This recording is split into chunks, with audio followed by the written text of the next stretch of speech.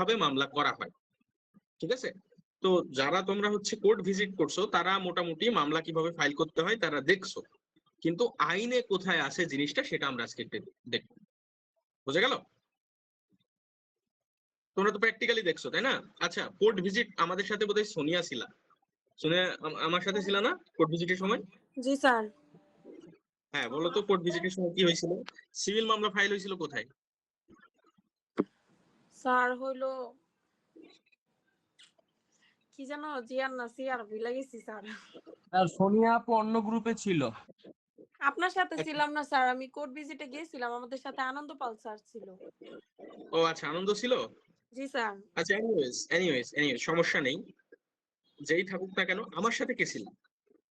Sir আমি ছিলাম, তারপর হচ্ছে স্যার সুমাইয়া শিমু ছিল, খন্দকার আশফিয়া ছিল, আজমেরি ছিল, বিএম শামিমা ছিল, মারুফাও মেবি ছিল স্যার। আচ্ছা, তাহলে আমাদের ভিতরে অনেকেই ছিল।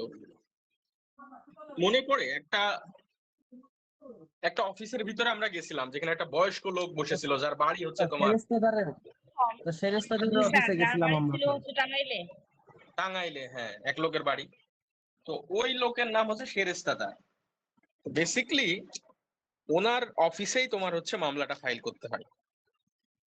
ঠিক আছে, ওনার অফিসে মামলাটা ফাইল করতে হয়। কিভাবে করতে হয় আমরা একটু দেখি, আইনের ভিতরে কি আছে।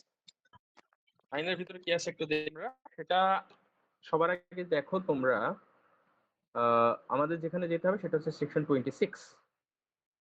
ওকে, এম আই অডিবল? আমাকে শোনা যায়? জি স্যার, শোনা যাচ্ছে। ওকে, আমাকে যেহেতু শোনা যাচ্ছে তাহলে আমরা একটু দেখি সেকশন 26। দেখো তো, ইনস্টিটিউশন অফ সুটস বলতেছে every suit shall be instituted by the presentation of a plaint or in such other manner as may be prescribed. তার মানে তোমার যদি মামলা করতে হয় তাহলে তোমাকে একটা প্লেইন্ট সাবমিট করতে হবে। কি সাবমিট করতে হবে? Sir plant. প্লেইন্ট সাবমিট করতে হবে। তার মানে এটা সিভিল মামলা করতে হলে তোমাকে প্লেইন্ট সাবমিট করতে হবে। প্লেইন্টের বাংলা কি? আরজি।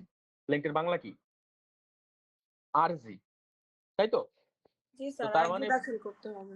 আরজি দাখিল করতে হবে। এখন আরজি দাখিলের মাধ্যমে তোমার সিভিল মামলা ফাইল করা হয়।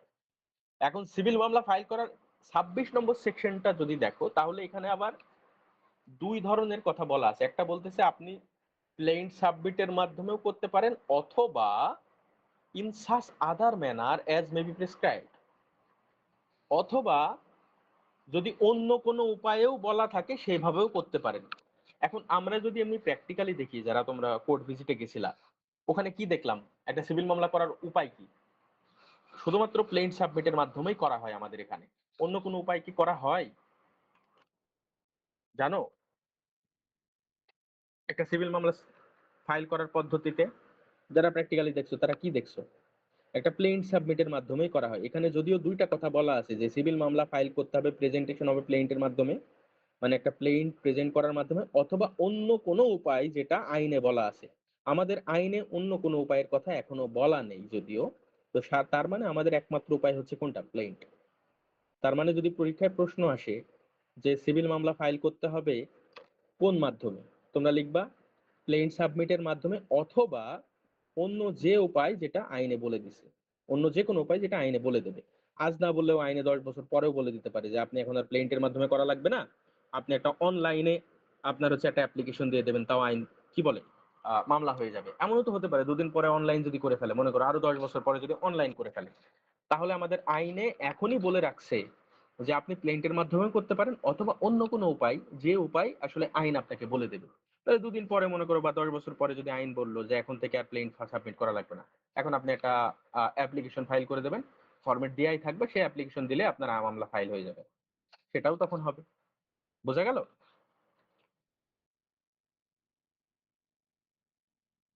হ্যালো জি হ্যালো স্যার, বুঝতে পারছি।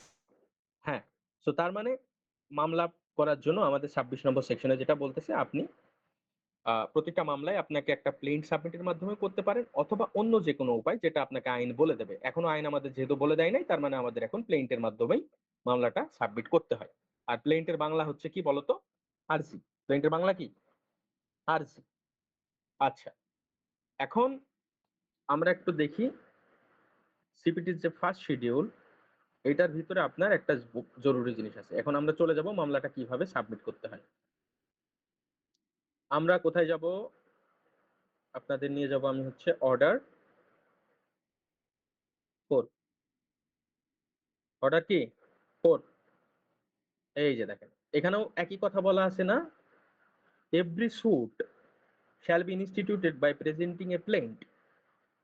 দেখেন, সেকশন 26 যখন দেখলাম তখন দেখলাম যে একটা মামলা ফাইল করতে হলে একটা প্লেন্টের মাধ্যমে করা যেতে পারে অথবা অন্য কোনো উপায়েও করা যেতে পারে, এটা সেকশনে বলা আছে। কিন্তু অর্ডারের ভিতরে যখন ঢুকলাম তখন অর্ডারে শুধুমাত্র প্লেন্টের কথা বলা আছে, আর অন্য কোনো কথা বলা নাই। তার মানে আমাদের শুধুমাত্র একটাই উপায়, কোনটা? প্লেন্ট আপাতত। তার মানে প্লেন্ট সাবমিট করতে হবে। এখন প্লেন্টটা কোথায় সাবমিট করতে হবে? টু দা কোর্ট, কোর্টে আপনি করতে পারেন, অথবা such officer as it appoints in this behalf। তার মানে আপনি সরাসরি কোর্টে গিয়েও মামলা করতে পারেন, অথবা কোর্টের কোনো একজন অফিসার যার কাছে আপনি ফাইল করবেন। আমাদের বর্তমানে প্র্যাকটিস হচ্ছে যেটা, সেটা হলো সরাসরি কোর্টে গিয়ে আপনি মামলা করতে পারবেন না। আপনাকে যেটা করতে হবে, কোর্ট বিল্ডিং এ যাবেন। কোর্ট বিল্ডিং এ যাওয়ার পর আমাদের কোর্ট যেটা, সেই কোর্টই হচ্ছে একজনকে অ্যাপয়েন্ট করে রাখছে, একজন অফিসারকে অ্যাপয়েন্ট করে রাখছে, যেই অফিসারের নাম হচ্ছে সেরেস্তাদার। বোঝা গেল? তো আমরা যখন বেয়ার অ্যাক্ট পড়বো, বেয়ার অ্যাক্টের সাথে প্র্যাকটিক্যালের পার্থক্যগুলো একটু বোঝার চেষ্টা করো। 26 নম্বর সেকশন বলতেছে আপনি মামলা দুই ভাবে করতে পারেন, প্লেন্টের মাধ্যমে করতে পারেন অথবা অন্য কোনো উপায়ও করতে পারেন। এবার অর্ডারের ভিতরে যখন ঢুকে গেলাম তখন বলতেছে মামলা করার পদ্ধতি একটাই, শুধুমাত্র প্লেন্টের মাধ্যমে করতে হবে। এখন প্লেন্টের মাধ্যমে করতে হবে, এখন কার কাছে জমা দেবো প্লেন্ট? বলতেছে আপনি কোর্টেও যাইতে পারেন জমা দিতে, অথবা অন্য কোনো অফিসারের কাছে জমা দিতে পারেন, যাকে আসলে কোর্টই তার পক্ষ থেকে অ্যাপয়েন্ট করে রাখছে। তো প্র্যাকটিক্যালি যদি দেখি, তাহলে আপনি কোর্টে নিয়ে গেলে কোর্ট আপনার মামলাটা নেবে না। কোর্ট বলবে আপনি সেরেস্তাদারের কাছে যান, তাকে আমি অ্যাপয়েন্ট করে রাখছি মামলাটা নেওয়ার জন্য। বোঝা গেল? এত দূর পর্যন্ত তো বুঝছো নাকি গল্পটা? জি স্যার। ওকে, এখন মনে করো তুমি মামলা নিয়ে গেছো। মামলা নিয়ে গেছো বলতে বোঝাচ্ছে কি বলতো? প্লেন্ট নিয়ে গেছো, প্লেন্ট মানে আরজি নিয়ে গেছো। এখন আরজি নিয়ে গেছো, ভালো কথা। এখন আরজির সাথে কি কি লাগবে, ডকুমেন্ট কি কি লাগবে? তুমি যে কোনো অফিসে গেলেই তোমার সাথে সাথে ডকুমেন্ট দিতে হয়, অনেক রকমের ডকুমেন্ট দিতে হয়। তাছাড়া আমাদের বাংলাদেশে কোনো কাজ হয়? হয় না। তোমার চেহারা দেখে তো মামলা নেবে না। প্লেন্ট দিতে হবে তোমার পক্ষ থেকে, এবং তার সাথে as many true copies of the plaint as there are defendants for the service of summons upon such defendants। আচ্ছা, আমাদের এখানে কয়জন ব্যক্তি আছে টোটাল? আমাদের এখানে কয়জন ক্লাস করতেছে আজকে? আজকে আমরা দেখতেছি ক্লাস অনেকেই করতেছে। এনিওয়েজ, মনে করো জয় একটা মামলা করবে। এখানে সুমাইয়া, মারুফা এবং বনি ইয়ামিন, এদের তিনজনের এগেনস্টে সে মামলা করবে। তিনজনের এগেনস্টে যদি মামলা করতে চায়, তাহলে একটা প্লেন্ট তাকে জমা দিতে হবে, যেটা অফিসিয়াল ডকুমেন্ট হবে। আর যতগুলো এখানে ডিফেন্ডেন্ট আছে ততগুলো ফটোকপি দিতে হবে। কারণ কি? কারণ কি বলতো? কারণ হচ্ছে এই মামলাটা ফাইল করার পরেই সমন জারি করা হয়, আর যখন সমন জারি করা হয় তখন প্রতিটা ডিফেন্ডেন্টের কাছে একটা প্লেন্টের কপি পাঠানো হয়, ফটোকপি পাঠানো হয় আর কি, ট্রু কপি। কারণ কি? কারণ যখন সে প্লেন্ট না দেখবে, তাছাড়া প্লেন্ট না দেখে সে কি তার মামলার ডিফেন্স রেডি করতে পারবে? পারবে না। এই জন্য জয় যেহেতু মারুফা, সুমাইয়া এবং বনি ইয়ামিনের এগেনস্টে মামলা করতে চায়, জয়কে প্রথমে তোমার ওই কোর্টের অফিসার সেরেস্তাদারের কাছে যাইতে হবে এবং প্লেন্ট জমা দিতে হবে, এবং তার সাথে তোমার মারুফা, সুমাইয়া এবং বনি, যেহেতু তিনজন ব্যক্তির এগেনস্টে মামলা করছে, সে টোটাল 3টা ফটোকপি দেবে ওইটায়। ওকে, আর কি কি লাগে দেখি আমরা। আচ্ছা, the court fees chargeable for service of summons shall be paid in the case of suits when the plaint is filed, and in the case of all other proceedings when process is applied for। এটার সাথে যেটা দিতে হবে সেটা হচ্ছে court ফি। Court ফি কেন দিতে হয়? এই জয় আসো? জি স্যার, আছি আমি। আচ্ছা, ওই মনে আছে ওই ওই ভদ্রলোক কি বলতেছিল, কোর্ট ফি কি কত টাকা? মনে আছে? মনে পড়ে? আর ওই যে কত পয়সা জানি বলছিল, নদী পার হইতে হইলে কত হ্যাঁ, টাকা জানি লাগে, আর নদী ছাড়া জানি কয় টাকা লাগে স্যার। হ্যাঁ, ইয়েস, ইয়েস। মানে নদী পার হতে হলে একরকম, নদী ছাড়া একরকম, আর নমিনাল একটা অ্যামাউন্ট সেখানে দিতে হয় যাতে করে সার্ভিসটা দেওয়া যেতে পারে। তবে তোমার কি মনে হয়, তুমি মনে করো প্র্যাকটিক্যালি আমরা একটু আলোচনা করি, তুমি মনে করো ওই যে অ্যামাউন্ট যেটা গভর্নমেন্টের আমলে, ব্রিটিশ গভর্নমেন্টের আমলে ফিক্স করা ছিল, ওই অ্যামাউন্টটা যদি তুমি দাও তাহলে কি তোমার মামলা চালু হবে? কি মনে হয় বাংলাদেশের জীবনেও না স্যার। হবে না, ওই মামলা পড়েই থাকবে। এখানে ওই ফেরেস্তাদারি তোমাকে বলে দেবে, ভাই যেহেতু যাওয়া আসা করা লাগবে, ওইখানে লোক যাবে, আপনি একটা অ্যামাউন্ট দিয়ে দেন, আমরা লোক পাঠাই দেবো। কারণ বাসে করে যাইতে হলেও তো তোমার অ্যাটলিস্ট তোমার সেখানে 1,000 টাকা খরচ হবে, তার যাওয়া আসা খাওয়া, বোঝা গেল? ঠিক আছে, আচ্ছা। তারপরে বলতেছে plaintiff shall file along with the plaint for each defendant a copy of the summon along with the prepaid registered acknowledgement due over the complete and correct address of the defendant written on it. প্লেন্টিফকে ওই সমনের যে খরচ, সমনের খরচটাও এখানে দেয়া লাগবে অবশ্যই। আচ্ছা, ওকে। এবার একটু চিন্তা করো, তোমরা একটু মনে করে দেখো তো, ওই লোক একটা খাতার মধ্যে লিখতেছিল অনেক কিছু, সাদা একটা খাতা, রেজিস্টার খাতার ভিতরে সে অনেক কিছু লিখতেছিল, নাম জি লিখতেছিল, স্যার। অমুক করতেছিল, তমুক করতেছিল। এই যে দেখো, এটা হচ্ছে রুল 2 যেটা অর্ডার 4 এর, এইটা হচ্ছে তোমার ওই খাতা নিয়ে কথা বলতেছে। বলতেছে the court shall cause the particulars of every suit to be entered in a book to be kept for the purpose and called the register of civil suits. Such entries shall be numbered in every year according to the order in which the plaints are admitted. মানে উনি একটা register নামে একটা খাতা রাখবেন, ওই রেজিস্টারের ভিতরে প্রতি বছর, মনে করো বছরের প্রথম দিন যে মামলাটা গেছে সেটা হবে 1 নম্বর মামলা 2026, তারপরে 2 নম্বর মামলা 2026, 3 নম্বর মামলা 2026, এইভাবে সে প্রতিটা মামলার পার্টিকুলার্স, পার্টিকুলার্স মানে কি, পার্টিদের নাম থাকবে সেখানে, হ্যাঁ, মানে কারণটা উদ্ভব হবে, কত তারিখে মামলা করেছে, এইসব ডকুমেন্ট রাখতে হবে ওই রেজিস্টারের ভিতরে। সো কিভাবে ইনস্টিটিউশন করা হয় তাহলে দেখলাম নাকি, বোঝা গেল কিভাবে ইনস্টিটিউশন করতে হয় মামলা? হ্যাঁ বা না বলো? জি স্যার, বুঝতে পেরেছি। বুঝতে পারছো? তো মামলা কিভাবে ফাইল করতে হয় তোমরা এখন দেখে গেলে, বুঝে গেলা। এখন মামলা যে ফাইল করবা, তোমাদের যারা লয়ার তোমরা হবা দুদিন পরে, তোমাদের জন্য আরো একটা নতুন জিনিস এখানে অ্যাড করে দিছে। এটা পার্টিদের জন্য না, এটা লয়ারের জন্য। এই যে দেখো 26 নম্বর সেকশনটা দেখা যায়, দেখা যায় না? দেখা যায়। দেখা যাচ্ছে। জি স্যার, আচ্ছা, দেখা যাচ্ছে।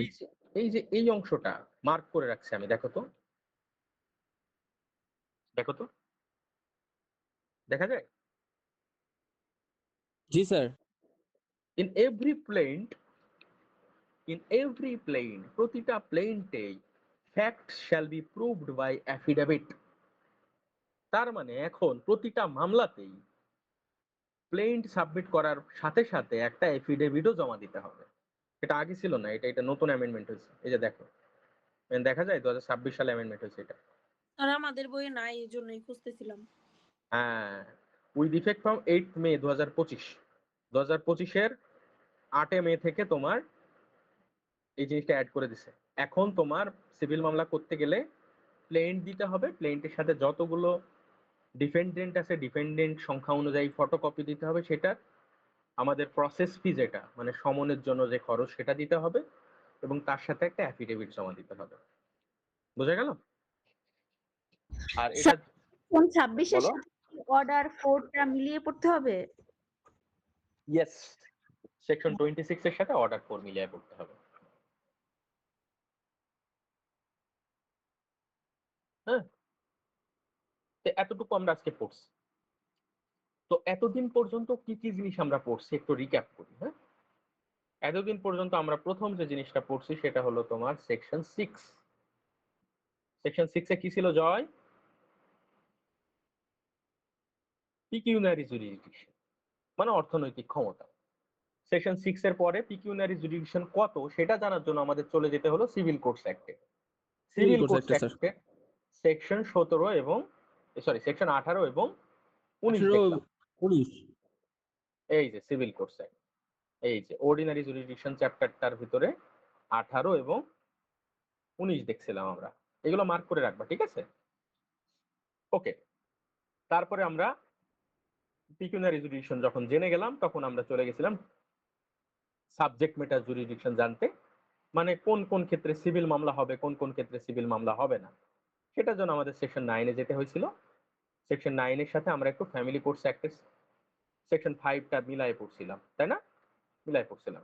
ওকে, এরপরে যেটা চলে গেলাম সেটা হলো টেরিটোরিয়াল জুরিডিকশনে। টেরিটোরিয়াল জুরিডিকশনে আমরা দেখলাম, ও হ্যাঁ, তার আগে তোমরা সেকশন 15টা আমাদের অবশ্যই মাথায় রাখতে হবে, কারণ এখানে বলা আছে যে লোয়েস্ট গ্রেডের কোর্টে আমাদের যেতে হবে। মানে একই মামলা তুমি 2 কোর্টেই করতে পারবা।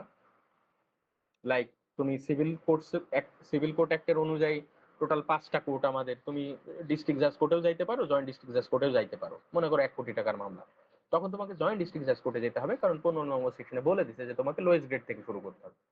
এনিওয়েজ, তারপরে 16, 17, 18 এবং 19, 20 এইগুলো দেখছিলাম আমরা। এগুলো টেরিটোরিয়াল জুরিডিকশন নিয়ে কথা বলে, মানে কোন মামলা কোন এরিয়াতে গিয়ে করতে হবে সেটা একটা প্রশ্ন উঠছিল এখানে। 21 নম্বর সেকশনে আমরা যেটা দেখছিলাম সেটা হচ্ছে তোমার কখন অবজেকশন দিতে হবে রিগার্ডিং দা জুরিডিকশন। তো সেটা আমরা দেখছিলাম যত দ্রুত সম্ভব দ্রুত সময়ের মধ্যে তোমাকে অবজেকশন দিতে হবে। অবজেকশন যদি তুমি দিতে চাও তাহলে অ্যাটলিস্ট তোমাকে ইস্যু ফ্রেম করার আগেই দিয়ে দিতে হবে। আর যদি না দাও তাহলে যখন তোমার আপিল অথবা রিভিশনে চলে যাবে মামলা, তখন তুমি কোনো রকম অবজেকশন দিতে পারবা না, দিলে কোনো কাজ হবে না। তারপর আমরা দেখছিলাম 22 এবং 24 এবং 23। 22 নম্বর সেকশনে তোমার হচ্ছে ডিফেন্ডেন্ট কিভাবে একটা মামলা এক জেলা থেকে আরেক জেলায় ট্রান্সফার করতে পারে অথবা একই জেলার মধ্যে ট্রান্সফার করাইতে পারে। একই জেলার মধ্যে যদি ট্রান্সফার করতে হয় তাহলে ডিস্ট্রিক্ট জাজের কাছে গিয়ে আবেদন করতে হবে। আর যদি এক জেলা থেকে অন্য জেলায় ট্রান্সফার করাইতে হয় তাহলে তোমার হাইকোর্ট ডিভিশনে গিয়ে আবেদনটা করতে হবে। আর এখানে শুধুমাত্র ডিফেন্ডেন্ট আবেদন করতে পারবে 22 নম্বর সেকশনে। আর ডিফেন্ডেন্ট যেহেতু আবেদন করতেছে, অপর পার্টিকে নোটিশ দিতে হবে এবং অপর পার্টিকে শুনানি করার পরে তবেই তোমার হচ্ছে ট্রান্সফার করা যাবে বা যাবে না। এটা 22 আর 23-এ বলা আছে। এবং 24-এ পরে যখন দেখলাম তখন দেখলাম এখানে 2 ধরনের কথা বলা আছে। একটা হলো এখানে প্লেইন্টিফ অথবা ডিফেন্ডেন্ট যে কেউ আবেদন করতে পারে ফর দ্য ট্রান্সফার। আর যদি প্লেইন্টিফ বা ডিফেন্ডেন্ট কেউ আবেদন করে তাহলে অবশ্যই নোটিশ দিতে হবে এবং নোটিশের পর শুনানি হবে, তারপরে তোমার ট্রান্সফার হবে। আর এখানে হাইকোর্ট ডিভিশন বা ডিস্ট্রিক্ট জাজ কোর্ট যে কোনো জায়গায় তুমি যেতে পারো। আর 24 নম্বর সেকশনে আরেকটা অংশ যেটা বলতেছে সেটা হলো আমাদের কোর্ট আবেদন ছাড়াই নিজে থেকেই সুমোটো একটা ট্রান্সফার করতে পারে মামলা, অথবা উইথড্র করতে পারে, অথবা নিজের কোর্ট থেকে আরেক কোর্টে নিয়ে যেতে পারে, অথবা অন্য কোর্ট থেকে নিয়ে এসে নিজের কোর্টে এনে শুনানি করতে পারে। তো এটা 24। সো এতদিন পর্যন্ত আমাদের লাস্ট ক্লাস পর্যন্ত আলোচনা ছিল। আজকে আমরা চলে গেলাম সেকশন 26-এ। 26-এ তোমার মামলা করার পদ্ধতি সম্পর্কে বলা আছে। 26-এ 2টা পদ্ধতি বলা আছে এবং তার সাথে যেটা বলে দিচ্ছে সেটা হলো অ্যাফিডেভিট অবশ্যই দিতে হবে বর্তমানে। তারপরে অর্ডার 4-এ চলে গেলাম। অর্ডার 4-এ বলতেছে এখন মাত্র এক ধরনের পদ্ধতি মানে প্লেন সাবমিটের মাধ্যমে তুমি কি করতে পারবা, মামলা করতে পারবা। এছাড়া অন্য কোনো উপায়ের কথা এখানে বলা নেই। তার সাথে তোমার কি কি পার্টিকুলার্স লাগবে, কি কি ডকুমেন্ট লাগবে সব বলা আছে। এনিওয়েজ, সো এত দূর পর্যন্ত তোমরা নিশ্চয়ই ক্লিয়ার সবকিছু, আশা করি। ঠিক আছে? যদি কোনো কোয়েশ্চেন থাকে আমাকে একটু কোয়েশ্চেনটা করবা যে স্যার বুঝি নাই এই জিনিসটা। স্যার ওই যে এটা বললেন না যে হচ্ছে কোন কোন জায়গায় কে মামলা করতে পারবে, ওইটুকু ভালো করে ক্লিয়ার হয়নি। কোন কোন জায়গায় কে মামলা করতে পারবে মানে আমি একটু বুঝি না, আরেকবার বলো তো মারুফা। স্যার ওটা আমিও বুঝিনি। আচ্ছা, অন্য কেউ যদি ওর কোয়েশ্চেনটা বুঝে থাকো, একটু কোয়েশ্চেনটা আমাকে একটু বুঝায় বলো প্লিজ। স্যার মেবি ও বলতেছিল ওই যে কোন কোর্টে মামলা করা যাবে ওইটার ব্যাপারে, মেবি 5টা কোর্টের ভিতরে কখন কোন কোর্টে মামলা করতে হবে। আচ্ছা মারুফা, তুমি কি অর্থনৈতিক ক্ষমতা নিয়ে প্রশ্ন করতেছো নাকি টেরিটোরিয়াল ক্ষমতা নিয়ে প্রশ্ন করতেছো? স্যার টেরিটোরিয়াল আর হচ্ছে অর্থনৈতিক এই দুইটাই বুঝছি, কিন্তু আপনি মাঝখানে একটা বলছিলেন কি যেন ওই মামলা করার ক্ষেত্রে, স্যার শুনি নাই ভালো করে পুরো ওয়ার্ডটা। আচ্ছা আমি আবার বলি, টোটাল 3টা জুরিসডিকশন আছে আমাদের। একটা হচ্ছে টেরিটোরিয়াল, একটা অর্থনৈতিক, আর একটা হচ্ছে সাবজেক্ট ম্যাটার। টেরিটোরিয়ালে আমরা আলোচনা করছিলাম সেকশন 16 থেকে সেকশন 20 পর্যন্ত, যে কোন এরিয়াতে গিয়ে মামলাটা করবা তুমি। আর তোমার হচ্ছে কি বলে অর্থনৈতিক ক্ষমতা যেটা পিকিউনারি জুরিডিকশন যেটা, সেটার জন্য আমরা গেছিলাম হচ্ছে তোমার সিভিল কোর্টস অ্যাক্টে 18 এবং 19 নম্বর সেকশন আলোচনা করছি। ওখানে বলা আছে যে কত টাকা হলে তোমাকে কোন কোর্টে যেতে হবে। তবে একটা জিনিস আমাদের মাথায় রাখতে হবে যে টোটাল 5টা কোর্ট আছে। সিভিল মানে সিভিল কোর্ট, তারপর তোমার সিনিয়র সিভিল কোর্ট, তারপরে তোমার হচ্ছে জয়েন্ট ডিস্ট্রিক্ট জাজ কোর্ট, অ্যাডিশনাল জয়েন্ট ডিস্ট্রিক্ট জাজ কোর্ট, তারপর হচ্ছে তোমার ডিস্ট্রিক্ট জাজ কোর্ট। আবার বলি, সিভিল জাজ কোর্ট, সিনিয়র সিভিল জাজ কোর্ট, জয়েন্ট ডিস্ট্রিক্ট জাজ কোর্ট, অ্যাডিশনাল ডিস্ট্রিক্ট জাজ কোর্ট এবং ডিস্ট্রিক্ট জাজ কোর্ট, টোটাল 5টা কোর্ট। এর মধ্যে 4টা কোর্টের মামলা নেয়ার ক্ষমতা আছে, সিভিল, সিনিয়র সিভিল, জয়েন্ট এবং ডিস্ট্রিক্ট। অ্যাডিশনাল ডিস্ট্রিক্ট জাজের সরাসরি মামলা নেওয়ার ক্ষমতা নাই। এখন সিভিলের পাওয়ার হচ্ছে, মানে লোয়েস্ট যে কোর্টটা, তার পাওয়ার হচ্ছে 15 লক্ষ পর্যন্ত। 15 লক্ষ 1 টাকা থেকে শুরু করে একদম 25 লক্ষ টাকা পর্যন্ত তোমার সিনিয়র সিভিল জাজের ক্ষমতা। 25 লক্ষের উপরে যতটুকুই হোক না কেন, পুরোটুকু মানে 1 কোটি 2 কোটি 10 কোটি আনলিমিটেড পর্যন্ত তোমার জয়েন্ট ডিস্ট্রিক্ট এবং ডিস্ট্রিক্ট একই রকম পাওয়ার দুইজনের মামলা নেওয়ার ক্ষেত্রে। কিন্তু আমরা যদি একটু দেখি 15 নম্বর সেকশন অফ সিপিসি, ওখানে বলতেছে আপনাকে আগে লোয়ার কোর্টে যেতে হবে, লোয়েস্ট কোর্টে যেতে হবে। এখন একটা মামলা মনে করো সেটার মূল্যমান হচ্ছে 20 কোটি টাকা। 20 কোটি টাকার একটা মামলা তুমি জয়েন্ট ডিস্ট্রিক্ট জাজ কোর্টেও যেতে পারো অথবা ডিস্ট্রিক্ট জাজ কোর্টেও যেতে পারো, একই রকম পাওয়ার যেহেতু 2 কোর্টে। কিন্তু আইন অনুযায়ী তোমাকে যেতে হবে জয়েন্ট ডিস্ট্রিক্ট জাজ কোর্টে, কারণ বলা আছে যে তোমাকে লোয়েস্ট কোর্টে যেতে হবে। তো 20 কোটি টাকা হোক বা 100 কোটি টাকা হোক, তোমাকে জয়েন্ট ডিস্ট্রিক্ট জাজ কোর্টে যেতে হবে। যদি সে না নেয় তখন তুমি ডিস্ট্রিক্ট জাজ কোর্টে যেতে পারবা। তো এইটা হচ্ছে তোমার পেকিউনিয়ারি জুরিডিকশন নিয়ে আলোচনা আমরা করছিলাম এটা। এরপরে সাবজেক্ট ম্যাটার জুরিডিকশন যেটা ছিল সেটা সেকশন 9 এর আলোচনা ছিল। ওখানে বলা হয়েছিল যে সিভিল মামলা কোনটা হবে, মানে কোনটা আসলে সিভিল মামলা। তো তুমি ক্রিমিনাল আর এই যে মামলা বলছেন প্রপার্টি রিলেটেড যেগুলো তো হ্যাঁ, হচ্ছে দুইটা জিনিস আছে। একটা হচ্ছে যদি প্রপার্টি নিয়ে প্রশ্ন ওঠে অথবা অফিস নিয়ে প্রশ্ন ওঠে। এখন প্রপার্টি নিয়ে প্রশ্ন কোনগুলা, অফিস নিয়ে প্রশ্ন কোনগুলা, সেটা আমি অলরেডি গত ক্লাসে আলোচনা করে ফেলছি। তোমরা যদি আগের ক্লাসটা একটু দেখো, রিপিট দেখলে বুঝতে পারবে।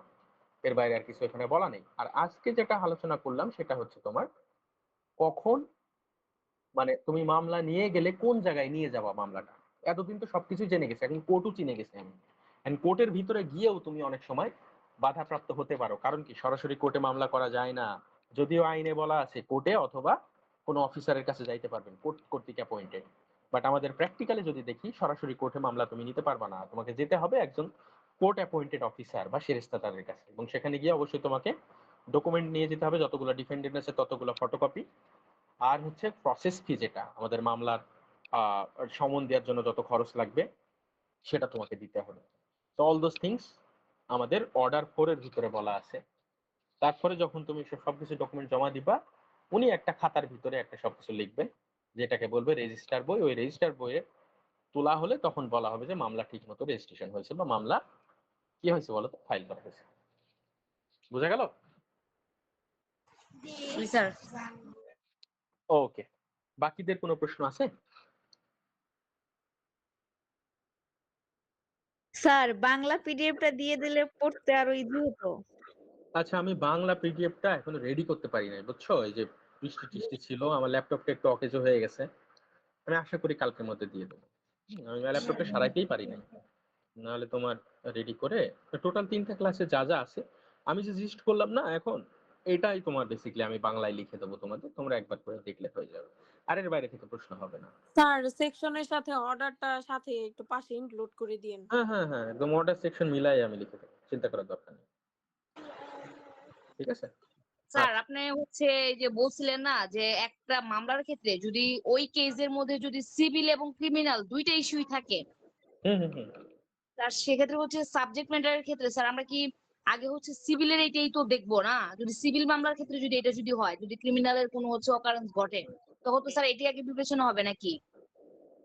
মনে করো একটা ঘটনা তো অনেক হইতে পারে, একটা ঘটনার ভিতরে সিভিলের কিছু এলিমেন্ট থাকতে পারে, ক্রিমিনালের কিছু এলিমেন্ট থাকতে পারে। তো তখন তুমি আসলে সিভিল কোর্টে যদি মামলা করতে হয়, সাপোজ তোমার কোনো একজন লোক একটা জমি দখল করে রাখছে, জমি দখল করে রাখছে, তাহলে সেটা তোমার একটা সিভিল এলিমেন্ট। কারণ আমরা জানি আমাদের এসআর একটা বলা আছে, তোমার ইমুভেবল প্রপার্টি কেউ অ্যারেস্ট করে রাখলে বা অ্যাটাক, মানে তোমার হচ্ছে দখল করে রাখলে তুমি order, sorry section 8 of the কি অথবা 9 এর আন্ডারে তুমি মামলা করতে পারো। এটা তো আমরা জানি, তাই না? এসআর যেহেতু পড়ছে, তো এটা একটা সিভিলের এলিমেন্ট। এখন তুমি মনে করো কোর্টের দ্বারস্থ হও নাই, তুমি একদিন গেছো ওই লোকের কাছ থেকে জমি উদ্ধার করতে। তো নিজের জমি, তুমি ঢুকছো জমির ভিতরে, ঢুকে বলতেছো ভাই জমি আমাকে ফেরত দেন, নাহলে কিন্তু আমি কোর্টে যাবো। আর এই কথা শুনে ওই লোকের মাথা গরম হয়ে গেছে, তোমাকে একটা মাথায় বাড়ি দিয়ে দিছে। বাড়ি দেওয়ার সাথে সাথে তোমার মাথা দিয়ে ফিনকি দিয়ে রক্ত বের হয়ে গেছে, মাথাটা ফেটে গেছে। এখন এটা তো তোমার গ্রিভিয়াস হার্ট হয়ে গেছে, হয়েছে না? পেনাল কোড অনুযায়ী গ্রিভিয়াস অ্যাসার্ট হয়ে গেছে।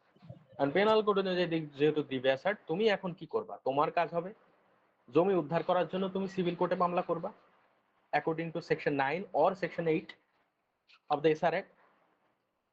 আর বাকি অংশ যেহেতু তোমার ক্রিমিনাল, ওইটার জন্য তো তুমি সিভিল কোর্টে যাইতে পারবে না, তোমার তখন একটা থানায় মামলা করতে হবে, অথবা তোমার হচ্ছে ম্যাজিস্ট্রেট কোর্টে গিয়ে মামলা করতে হবে, যেটা আমরা সিআরপিসি যখন পড়বো তখন জানতে পারবো। বোঝা গেল? জি স্যার। ওকে, আচ্ছা। সো এতদূর তো তোমরা বুঝছো। এখন এখন আমাদের চলে যেতে হবে তোমার আমার। আচ্ছা, এতদিন পর্যন্ত আমরা একটা জিনিস বারবার বলতেছিলাম, সেটা হচ্ছে প্লেন্ট প্লেন্ট প্লেন্ট প্লেন্ট বারবার আলোচনা করতেছিলাম যে প্লেন্ট দেওয়ার মাধ্যমে বা প্লেন্ট সাবমিট করার মাধ্যমে আমরা একটা সুট ফাইল করি বা মামলা জমা দিই। এখন প্লেন্ট জিনিসটা কি, এটা কোথায় আছে জানো তোমরা? কোথায় আছে এটা? এই আইনে কোথাও সংজ্ঞা, হ্যাঁ এই আইনে কোথাও সংজ্ঞা দেয়া নেই, বাট প্লেন্ট শব্দটা উল্লেখ করা আছে অর্ডার 7 এ। এই যে দেখো, দেখা যায়, দেখা যায়। জি স্যার। হুম। শব্দটা উল্লেখ করা আছে, বাট এটার কোনো সংজ্ঞা কিন্তু কোথাও দেয়া নাই, কিন্তু পরীক্ষায় সংজ্ঞা আসে। হোয়াট ইজ প্লেন্ট লিখে দেবে, প্রশ্ন করে ফেলবে হোয়াট ইজ প্লেন্ট, তখন কিন্তু তোমার ওই সংজ্ঞার অ্যান্সার করতে হবে তোমাকে। You have to answer the question, you have to give a definition of plaint. তো প্লেন্টের ডেফিনেশন আমি তোমাদেরকে লিখে দেবো, যদি ইংলিশে লিখতে চাও ইংলিশে, যদি বাংলায় লিখতে চাও বাংলায়। ডেফিনেশন দিতে স্যার হবে, দুইটাই দিয়ে দিন। হ্যাঁ দুইটাই দিয়ে দেবো, তোমরা অ্যান্সারটা লিখে রাখবে।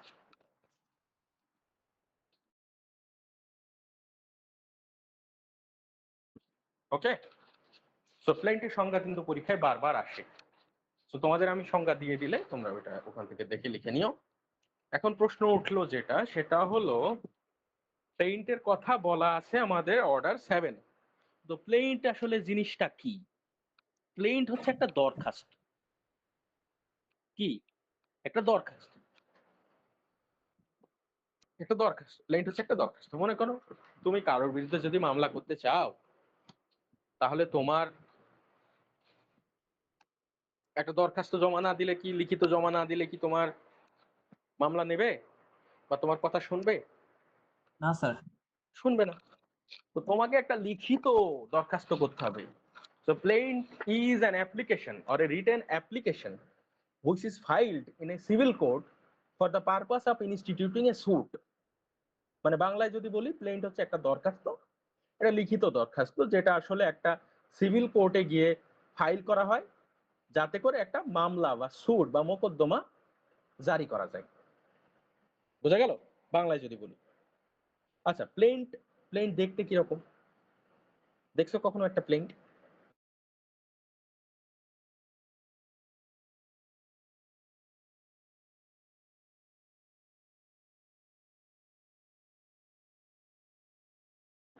Hello, have you seen a sir plaint? শুনতে পাচ্ছি। না স্যার। প্লেন্ট তোমরা কখনো দেখো নাই। ক্লাস শেষে আমি তোমাদের একটা প্লেন্টের ফাইল দিয়ে দেবো, ঠিক আছে? এটা প্লেন্ট, দেখলেই তোমরা বুঝতে পারবে আসলে প্লেন্টের ভিতরে কি কি থাকে। ওকে, তোমরা যারা ড্রাফটিং করছো, ড্রাফটিং ক্লাস করছো না? জি স্যার। জি স্যার। তো ড্রাফটিং ক্লাসে তোমাদের প্লেন্ট কিভাবে লিখতে হয় শেখায় নাই? স্যার জি স্যার ছিল, শিখাইছি স্যার। মনে নাই ওইভাবে। মনে নেই না? না আচ্ছা, স্যার, এমনি স্যার পড়াইছিল ওইটা মনে আছে, বাট এখন ওই নিয়মটা মনে নাই।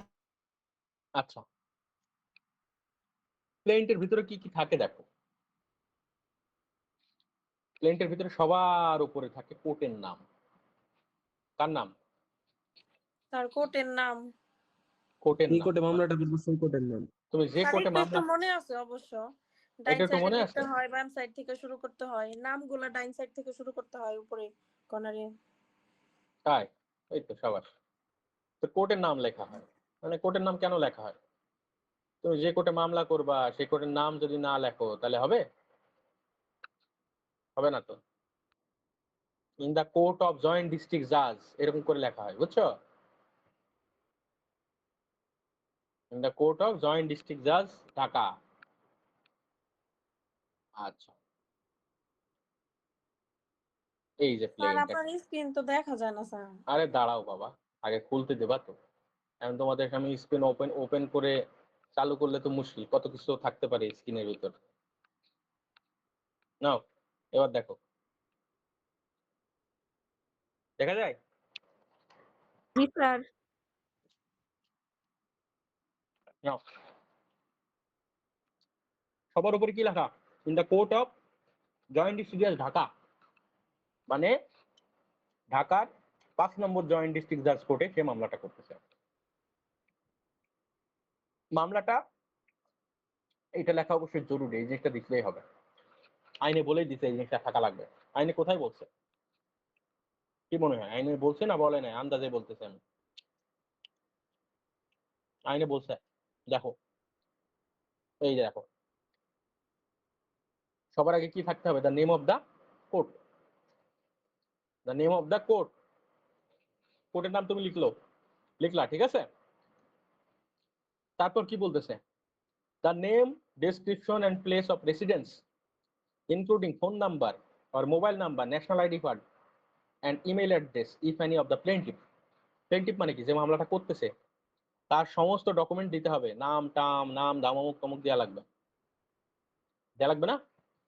এই যে দেখো, এই যে আজিজুল হাকিম, বাপের নাম, residence Dhanmondi police station, Dhanmondi, Dhaka. আচ্ছা, এখানে NID card number, phone number, এই জিনিসগুলো নাই। কারণ কি বলতো? এটা 2016 সালের মামলা। কত সালের মামলা? 2016 সালের মামলা। বাট এই যে এনআইডি কার্ডটা যেগুলো যুক্ত করা হয়েছে, এগুলো এই যে 25 সালে অ্যামেন্ডমেন্টের মাধ্যমে যুক্ত করা হয়েছে। বোঝা গেল?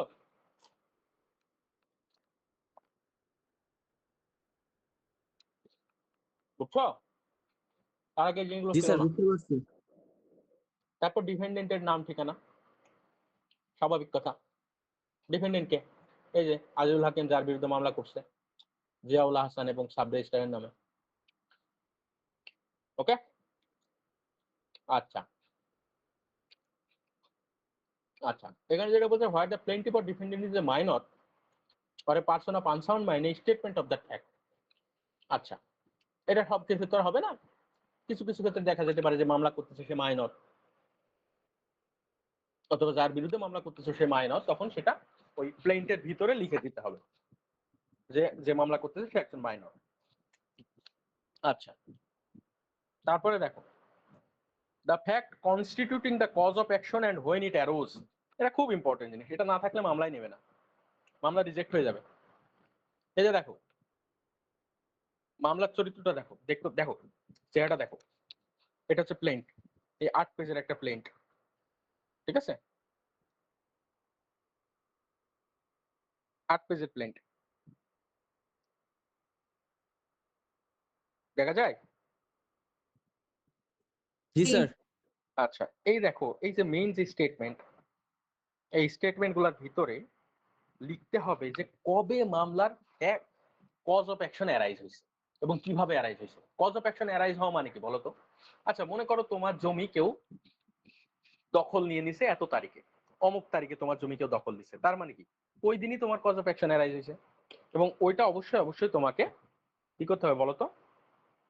ফ্যাক্টের ভিতরে লিখতে হবে, বা তোমার এই যে মামলার ভিতরে লিখতে হবে। এই যে দেখো 19 নম্বর যে লাইনটা, এখানে তোমার স্টেটমেন্টটা লিখছে that the cause of action for filing the instant suit arose on 21st January 2016 when the plaintiff came to learn about the existence of forged deed created by the defendant number 1, which arose within the Lalbagh police station, which is under the jurisdiction of the court, and the cause of action is still subsist in the same place.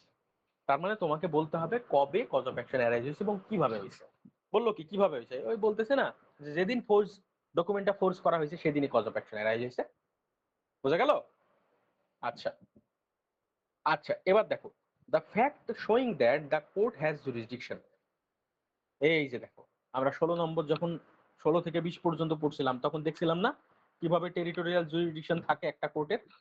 তো সেই কথাটা এখানে বলা লাগবে। দেখো, এই যে দেখো, এই যে দেখো, হুইচ অ্যারোজ মানে যে ঘটনাটা ঘটছে, যেটা হয়েছে within the Lalbagh police station, মানে লালবাগ পুলিশ স্টেশন মানে বেসিক্যালি তোমার ওই এরিয়ার ভিতরে আর কি, which is under the jurisdiction of this court and the cause of action still subsist in the same place. একই জায়গাতে এখনো cause of action arise করছে এবং একই জায়গাতে সাবসিস্ট করে।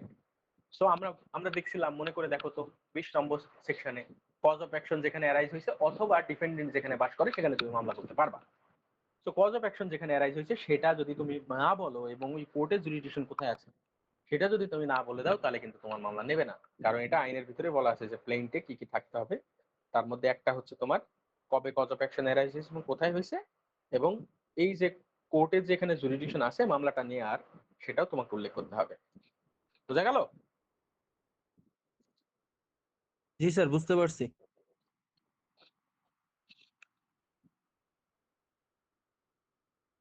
আচ্ছা, এরপরে দেখো তো the relief which the plaintiff claims. তুমি যদি রিলিফ না চাও তাহলে কি তোমার মামলা নেবে? এই যে দেখো, এটা হচ্ছে তার রিলিফ। কি সে চাচ্ছে? এই যে টোটাল সে 4টা রিলিফ চাইছে, এ বি সি এবং ডি এবং ই, 5টা। ঠিক আছে, 5টা রিলিফ চাইছে। এভাবে লিখতে হবে রিলিফটাকে। আচ্ছা, তারপর হচ্ছে তোমার আই নম্বরটা দেখো, a statement of value of the subject matter of the suit for the purpose of jurisdiction and court fees for the case admits। মানে এই যে এই জিনিসটা দেখো, এটা দেখে কি মনে হয় কেন লিখছে এই কথাটা? suit valued at 95,000, 1 2 3 4 5 6 7 95 lakhs, মানে মামলার ভ্যালু কত লক্ষ টাকা? 95 লাখ টাকা স্যার। 95 লাখ টাকা। 95 লাখ টাকা মামলা কোথায় যাবে? জয়েন্ট ডিস্ট্রিক্ট জাজের কাছে কিংবা হচ্ছে ডিস্ট্রিক্ট জাজের কাছে। তো এটা তোমাকে লেখা লাগবে। এটা যদি লেখো তাহলে দুটা জিনিস প্রমাণ করা যাবে। একটা হচ্ছে তোমার এই কোন কোর্টে মামলা করতে পারবা সেটা ঠিক করা যাবে, আর এটা হচ্ছে মামলায় কোর্ট ফি কত হবে। কোর্ট ফি তো বোঝো, মানে কোর্টের ফি কত হবে। কোর্টের ফি ডিপেন্ড করে কিসের ওপর? মামলার ভ্যালুর ওপর। সুটের ভ্যালুর উপর। বোঝা গেল? সো এটা তোমাকে লিখতে হবে। আচ্ছা, সো এটা হচ্ছে তোমার একটা প্লেইন্টের বেসিক পার্টিকুলার্স। তো প্রতিবার পরীক্ষায় এই প্রশ্নটা আসে, what are the particulars of a plaint. এই জিনিসগুলো এখানে দেয়া আছে। Total A B C D E F G H I, total 9টা পার্টিকুলার। এই 9টা পার্টিকুলার একটু মাথায় রাখবো, ঠিক আছে? আমি পিডিতে প্রশ্ন হয় কয়টা পার্টিকুলার্স এর কথা বলেছে? 9টা পার্টিকুলার্স। অর্ডার 7 এ প্লেন্টের কথা বলা আছে এন্ড অল দিস থিংস। কালকে আমরা একটা জিনিস আলোচনা করব, সেটা হচ্ছে তোমার আর কি কি জিনিস মাথায় রাখতে হবে মামলা করার ক্ষেত্রে, যেটা অর্ডার 2 তে বলা আছে। দেখাই তোমাদের একটু। এই যে অর্ডার 2 তে মানে ফ্রেম অফ সুটস, মানে তুমি একটা সুট কিভাবে ফ্রেম করবা, কি কি জিনিস সেখানে দিতে হবে। আর অর্ডার 7 এ কিছু অংশ আছে, ওই জিনিসগুলো আমরা কালকে দেখব। ঠিক আছে, আমি তোমাদের এই প্লেন্টের কপিটা করে দেবো, এখন পাঠাই দেবো। ডাউনলোড হয়ে গেছে, ডাউনলোড। এই প্লেন্টের কপিটা একটু তোমরা দেখবা, ঠিক আছে? জি স্যার, বুঝতে পারছি। আর আমি নোটটা পাঠাই দেবো যতদূর পড়ছি ততদূর। আচ্ছা, সিপিসি সহজ লাগতেছে না কঠিন লাগতেছে? স্যার বুঝতেছি তো ভালোই মোটামুটি, এখন সামনে কেমন লাগে। না না, এরকমই এখন তোমাকে পর্যন্ত স্যার স্যার সোজা আগেও লাগছে। করছি তো অতটাও কঠিন লাগতেছে না, কিন্তু হ্যাঁ, মনে very থাকলেই good. হয়। বেসিক্যালি তোমার সিপিসি যদি তুমি গল্পের মতো এবং প্র্যাকটিক্যালি বুঝায় পড়ো তাহলে সিপিসি কঠিন না, কিন্তু তুমি যদি মুখস্থ করতে যাও সিপিসি অনেক কঠিন। ঠিক আছে, এখন তোমার কিন্তু মুখস্থ করা লাগবে না যে পার্টিকুলার্স টোটাল 9টা, কোথায় আছে প্লেন্টের ডেফিনেশন, পার্টিকুলার্স গুলা কি কি। তুমি তো দেখছো, নিজেই দেখছো পার্টিকুলার্স গুলা কি কি। একটা প্লেন দেখে ফেললেই তো আর আসলে প্লেন্টের পার্টিকুলার্স দেখা লাগে না। ঠিক আছে, আমি প্লেন্টের কপিটা পাঠিয়ে দিচ্ছি তোমাদের, তো এটা দেখে নিও। আর কালকে আমি যতদূর জুরিডিকশন যেগুলো আছে ওগুলো নোট পাঠিয়ে দেবো, ঠিক আছে? স্যার মোটামুটি স্যার আমাদেরকে যদি প্রতিদিন ক্লাসের আগে যে যেভাবে রিক্যাপ করছেন আজকে এইভাবে যদি রিক্যাপ করেন স্যার আমাদের বুঝতে সুবিধা হবে এবং মনেও থাকবে স্যার। না, সিপিসি আসলে রিক্যাপ না করে হয় না। আমি ওই যে জয়দের যখন ক্লাস নিছিলাম তখন তোমার হচ্ছে ওদের আমি আগে ফার্স্ট যে পার্ট ওইটা রিক্যাপ করাইছিলাম, তাই না জয়?